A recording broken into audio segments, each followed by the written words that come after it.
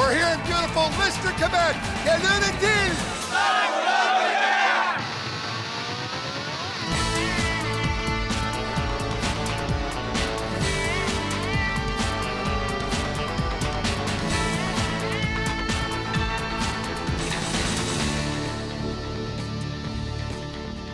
Lumberjacks is sponsored by Echo, only professional grade with 5-year warranty. Crown, protect, maintain, save. Gas Guzzler lifts gas and oils from land, vehicles, and tools. Yamaha. What kind of Yamaha are you?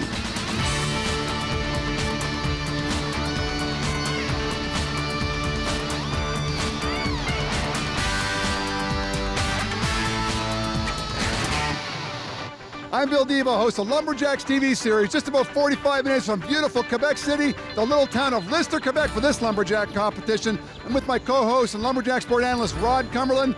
Now, Rod, this field is comprised of about 22 guys, all of them excellent choppers. We're starting things off with the underhand chop. That's right. JP Mersey, Donald Lambert from Eastern Canada, both guys great choppers in their own right. But coming up from the States, Dave Jewett and Mike Sullivan, those guys are phenomenal in the underhand chop. Look for those guys to come out on top in this event. Now this week we're also going to be featuring the modified chainsaw, not the hot saw, not to be confused. What are the differences? Hot saw event, usually when these guys bring them out, you wonder what in the world is that thing there. Rotax engines, snowmobile engines, you name it. The modified chainsaw event, they look like chainsaws. You just got a few modifications to them, tuning pipes. They didn't fill these things up at the local gas station, Bill, and they're going to run fast and furious. You know, before every Lumberjack competition, you always have a meeting with the competitors. This one's being hosted by our show organizer, Hugues Filion from Lyster, Quebec, Luc Normand from Montreal, along with our announcer, Stéphane. In total, we had 28 competitors, 22 of them are men. They're going to be competing for over $5,000 in prize money, and we're going to be kicking things off with the underhand chop. It's going to be a great day today. Hello, my name is Jean-Simon Bertrand. I'm a welder at Rico Steel, and I live in Sparwood, BC. Hello, I'm Chris Sikora. I'm from Springwater, New York. I'm a public health sanitarian. In this first heat of the underhand chop, we have Simone Bertrand taking on Chris Sikora. Both these guys are excellent sawers. We're going to see them a little bit later on in the show in the modified saw. Right now, they're swinging an axe. You want to be a good lumberjack, you got to be able to hammer the wood. And look how the axe that actually Chris Sikora is swinging is a black handle. It's a fiberglass handle, Bill. Most guys use wooden handles in their axes. Chris's is fiberglass. Nice, clean, white wood there for Chris Sikora, but he's not really hitting his lines. He's stair-stepping all the way through that, and he's also got not a very good pace. Jean-Simon opened up to a knot on his first side. Sometimes that'll throw you a little bit. You're worried about your axe, dulling in your axe, but he's doing a great job, has a good pace right now. Simone Bertrand really outpacing Chris Sikora. Chris right now trying to keep an eye on his lines and doing the best job he can using strength.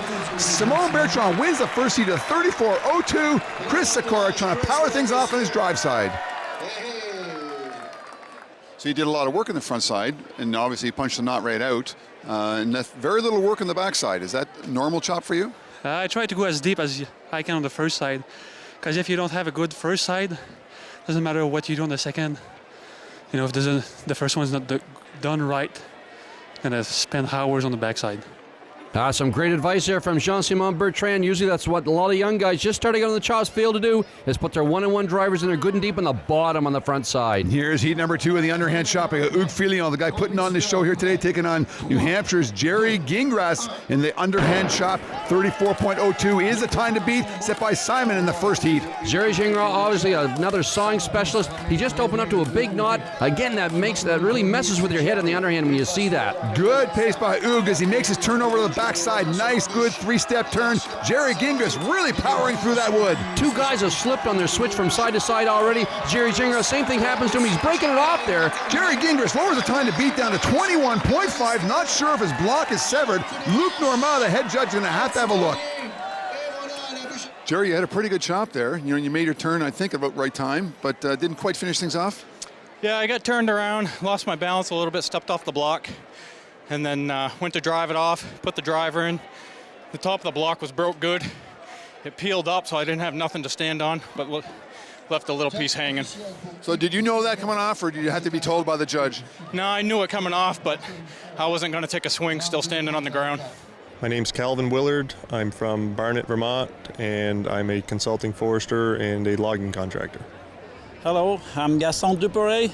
I'm from Saint-Henri-Tarion, Quebec. I'm working for Rio Tinto, Alcan. Well, it's never nice to take a DQ. Jerry had to take a DQ in that last heat. He didn't get the job done. Hugues Filion now lower the time to beat to 32.55. Here's Calvin and Gaston. Oh, look at Gaston's block is falling apart. His axe is chewing this wood alive. Nice clean lines on the left-hand side for Gaston.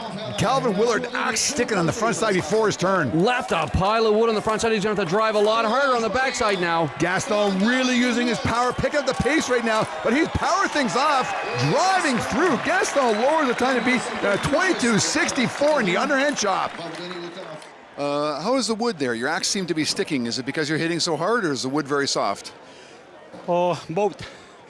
The wood is softer than I was thinking, and I try to go fast, but go fast, need the deep hit, hard hit, but I think it's not a really good cut. If you had to chop another block, the same block, would you change your axes? Would you change your axe if you chopped another block? No. No, I was just, our movement would be longer to have more penetration. Well, thus far in the underhand chop, Billy Cornelius in an earlier heat at a time of 22.69. Gaston Dupré lowers that by 5/100ths.